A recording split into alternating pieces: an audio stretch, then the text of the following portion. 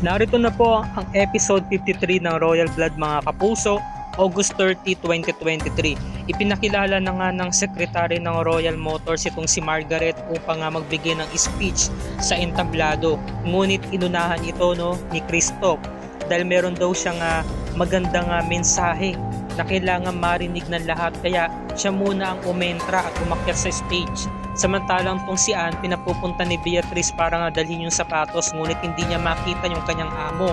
Ngayon ang sinasabi nito ni Beatrice, "Kuya, pigilan mo si Christoph.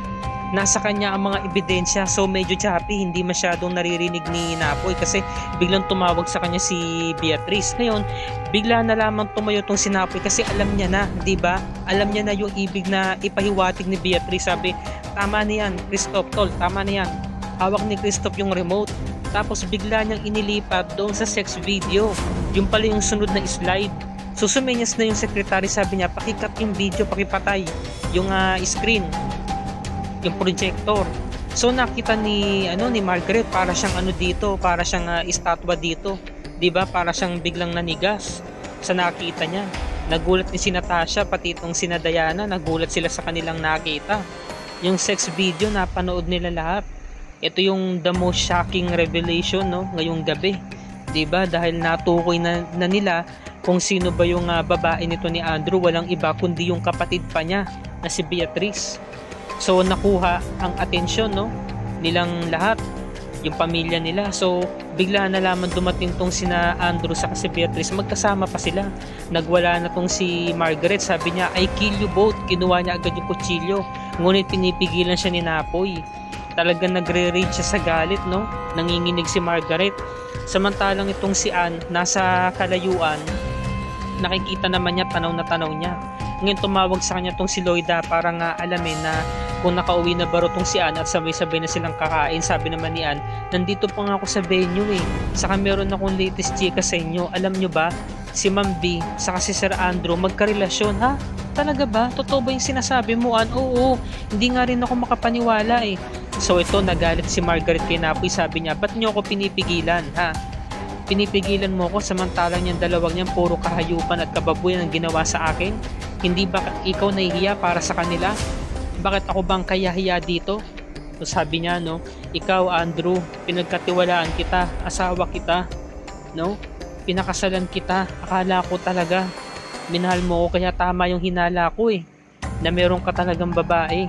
At yung kapatid ko pa, ikaw, Beatrice, nagpapanggap ka na wala kang kasalanan, diba? Nung unang-una, diring-diri ka sa asawa ko.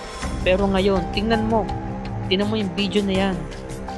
Diba? Sabi niya, tapos kinuha pa niya ulit yung kutsilyo, "Papatayin ko kayo." Kasi nga sabi ni Andrew, diba, "Gawin mo lang yung yung gusto mong ipagawa sa akin. Susundin ko, mapatawad mo lang ako." So sabi ni Margaret, "Ganun ba? Sige, papatayin ko kayo." Pinigilan pa rin siya ni Napoy. So sabi niya, "Ikaw, Beatrice, diba, pinandidirihan mo yung asawa ko, pero ngayon talagang kinakalantari mo siya sa kama, magkasama kayong dalawa. Ilang beses niyo yung ginawa, diba?" So tinatanong ni Andrew sa ni Beatrice, "Ilang beses niyo yung ginawa?" 3 beses na sinabi ni Margaret, yung pagtataksil na ginawa nila.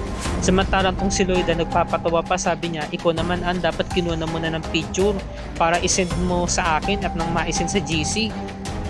At bigla na lamang dumating tong si Martha, nagulat sila, Kompleto na naman ng Marites Squad. Sabi naman ni Manang Cleope, nagbalik dito si Martha kasi kailangan niya ng trabaho. Sabi naman ni Martha, "Naku, mas matindi pa pala tong gutom kumpara sa nalason, kaya kailangan ko talaga ng trabaho." Tamang-tama, kararating mo lang, meron kaming latest na ichichika sa'yo. So inagad, spill that inagad, sabi ni Jenny. Samantalang tong si Anne, pinipigilan niya si Sir Louie niya na huwag nang umakyat kasi nga baka masaktan lang. Sabi naman ni Louie, "Anong pinagsasabi mo? Anong masasaktan? Ano ba yung mga bagay na kailangan kong malaman, di ba?" So ito na, pinipigilan ni Napoy. Sabi niya, "Maayos din to lahat." Biglang umentar si Christoph. Sabi ni Christoph, "Hey, napakagaling mo naman talaga magpanggap, Napoy. Kuya Napoy, ayan, hindi mo ba alam, Margaret, meron pa akong ikukwento sa'yo na kailangan mong malaman ang buong katotohanan. ang buong istorya. Alam mo ba, yung ating older brother, kasapakat siya ni na Andrew sa ni Beatrice para maitago ang lihim nila, no? So biglang sumigaw tong si Natasha sa si Diana, no? Nagkasabay pa, 'di ba? Kasi nga sasaksakin ni Margaret si Napoy, di ba? Pare silang concern, sila yung dalawang babae minahal ni Napoy. So ito namang si Anne, nasabi na rin niya, no, yung tungkol nga sa sa hindi niya dapat sabihin kasi pinagpipilitan siya ni Louie. Si Louie nga gusto niya kasi talagang malaman. Ito namang si Margaret, talagang umiiyak siya, no? Talagang galit na galit siya. Talagang sasabog na siya sa galit. Bigla niyang hinila yung kutsilyo at nasugatan sa kamay tong si Napoy. Sa galit ni Tasha, lumapit siya kay Margaret, sabi niya, bakit si Napoy ang sinasaktan mo, hindi yung dalawa? Sila naman yung gumawa ng kasalanan. So umentra na rin si Diana, sabi ni Diana, you acting like a crazy, no? Sabi naman ni Margaret, crazy? Oo, baliw ako. Dahil may karapatan akong magalit dahil ako ang biktima dito. Dahil ako ang pinagtaksilan ng dalawang yan. Tapos nag-walk out na si Margaret, no, at tinulak niya, itinumba niya yung magandang bato na regalo ni Beatrice. Sayang, nabasag. Umiiyak tong si Beatrice, no? Umiiyak talaga siya, wala na siyang nagawa. Umiiyak na lamang sila, samantala tong si Christoph nakangiti, ngiting tagumpay, di ba? Nagtagumpay siya sa mga plano niya. At nadatnan nga nito ni Louie na umiiyak tong nanay niya. Sabi niya, ma'am, sabi ni Margaret, no, sumabay ka na lang sa dad mo pa uwi. Tapos biglang dumating si Andrew, sabi niya, kailangan kong sundan ng mom mo, umalis ka dyan, tumabi ka dyan. So ito na, humingi pa rin siya ng tawad kay Margaret, no? Sabi naman ni Margaret, alam mo, pinulot lang kita dati, kaya umasenso ang buhay mo, kaya lalo kang yumaman. From middle class, ngayon naging high class ka na ngayon, kaya ngayon sisiguraduhin ko na babalik ka sa dati mong buhay at mas lalo ka pang lulugmok, di ba? Sinumpa niya, no? Hanggang sa nagpupumiglas nga itong si Andrew, ayaw pakawalan si Margaret, na itulak ni Margaret, kaya nahulog si Andrew sa hagdan. Syempre may care pa rin si Margaret dahil nga asawa niya to. Sabi niya, Andrew. So nung nakita niya, naging okay naman agad si Andrew at humihingi ng tawad, nakikiusap, no? Napakinggan ng mga paliwanag niya. Sabi naman ni Margaret, hindi ka dapat kaawaan. Magmula ngayon, wala na tayo. Hindi ka na pwedeng tumuntong pa sa bahay.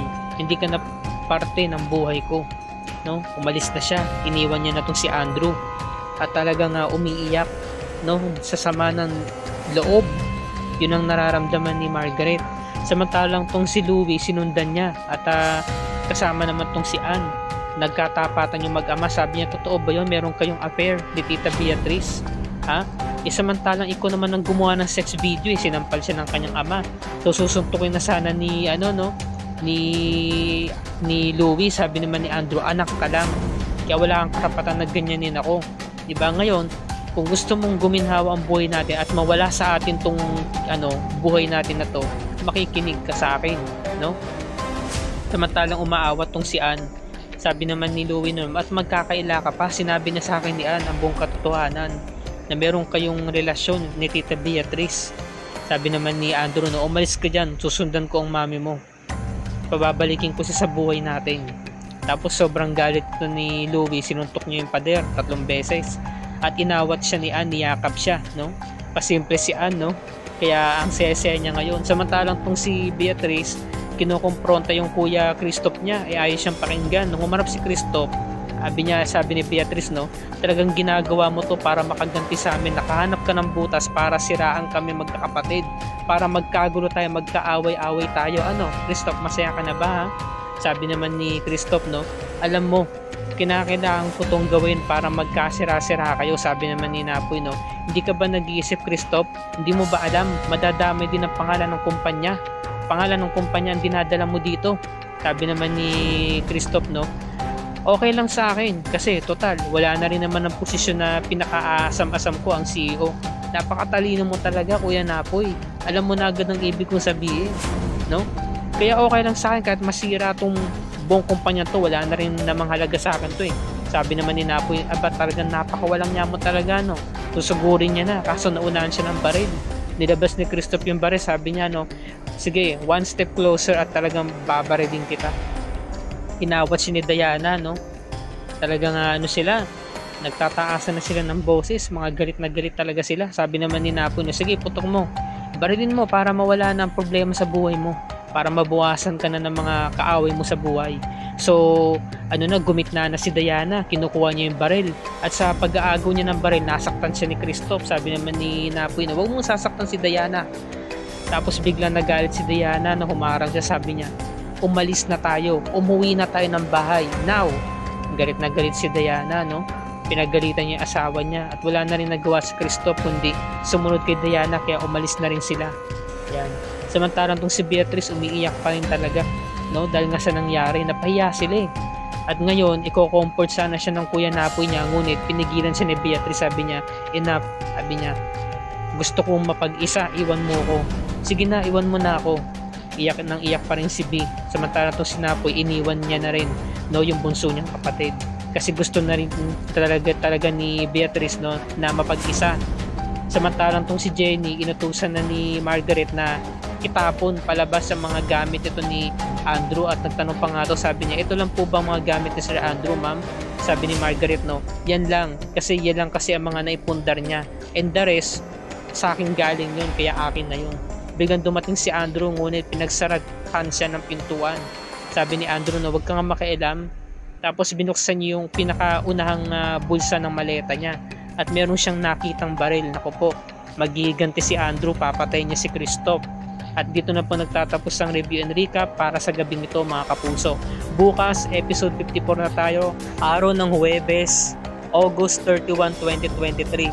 Kino-question ni Louie, no, yung kanyang mama Margaret, kung tatanggapin pa ba sila sa buhay nila o tuluyan na nga silang palalayasin. Samantalang si Margaret, no, nagdadalawang isip, no, ang hirap ng sitwasyon niya, di ba? Kasi napamahal na rin sa kanya itong si Louie. Samantalang nalaman na ni Margaret, no, na matagal-tagal na rin palang alam ni Cleope ang relasyon nito ni Beatrice sa ni Andrew, kasi nga kinumpronta ni Cleope itong si Andrew, galit na galit siya, sinasaktan niya to, sinasampal-sampal niya.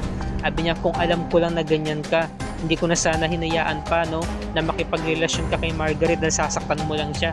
Samantala nagkaroon na naman ng sakitan, ng pisikalan between Napoy and Kristoff dahil nga sa nangyari, no, na iskandalong sinimulan nito ni Kristoff. At tuwang-tuwa pa rin siya, no, na magkasira at magpatayo ng mga kapatid niya. At sobrang galit ni Napoy, hindi na siya nakapagtimpe, no. Talagang nasaktan na naman niya tong si Kristoff. Samantala, hindi pa rin matapos-tapos ang war between Beatrice and Margaret. Nagsisihan pa rin sila. At sinabi naman ni Beatrice na pikon na rin siya. Sabi niya, alam mo kasi, hindi kasi maatim ng asawa mo yung pag-uugali mo, kaya nagpunta siya sa akin. Alam mo ba, nasarapan nga siya sa akin eh. Nagustuhan niya ako. So yun, nabigyan siya ng malakas sa sampal ni Margaret, no? So marami tayong mga dapat na abangan at pakatutukan sa napakagandang episodes, no, ng Royal Blood, kasi napakaganda talaga ng programang to, lalo na nalalapit na ang pagtatapos ito, mga kapuso, kaya wag natin itong palalagpasin. Bukas yan ang gabi, araw ng Huwebes. At kung bago ka pa lamang sa akin channel, please like this video at i-share mo na rin sa iyong social media platforms. I-hit mo na rin ang subscribe button with notification bell icon para lagi ka updated sa mga episodes ng Royal Blood and other GMA shows tulad nito. Magandang gabi sa inyong lahat, mga kapuso. Maraming salamat sa inyong panonood, and God bless us all.